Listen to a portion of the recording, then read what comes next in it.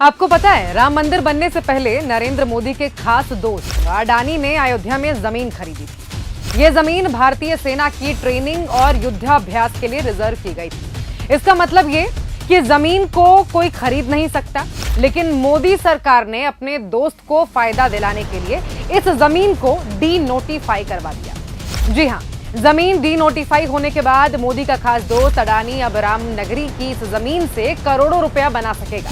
यानी नरेंद्र मोदी रामनगरी अयोध्या में भी भ्रष्टाचार करने से बाज नहीं आ रहे हैं। अब आप इस घोटाले की क्रोनोलॉजी को समझिए।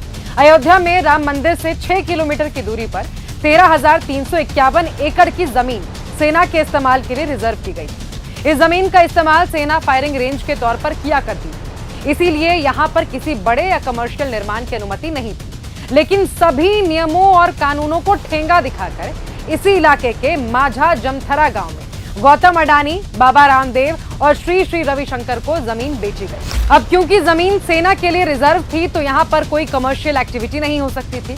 इस मसले को हल करने के लिए बड़े ही शातिराना अंदाज में, बड़े ही शातिर तरीके से उत्तर प्रदेश के राज्यपाल से इस जमीन को डी नोटिफाई कराया गया और गौतम अडानी को सेना के अभ्यास के लिए रिजर्व जमीन पर कमर्शियल कंस्ट्रक्शन के लिए ग्रीन सिग्नल दे दिया गया। मोदी सरकार ने भ्रष्टाचार में सारी हदें पार कर दी हैं, इतना कि ये अब भगवान के घर में भी चोरी कर रहे हैं। मोदी जी खा भी रहे हैं और अपने मित्रों और मंत्रियों को भी बांट बांट के खिला रहे हैं। पहले देश के पोर्ट, एयरपोर्ट, रेलवे, टोल और धरोहरों को अपने मित्रों के नाम किया। अब भगवान राम की नगरी को अपने मित्र के साथ मिलकर व्यापार का अड्डा बना रहे हैं।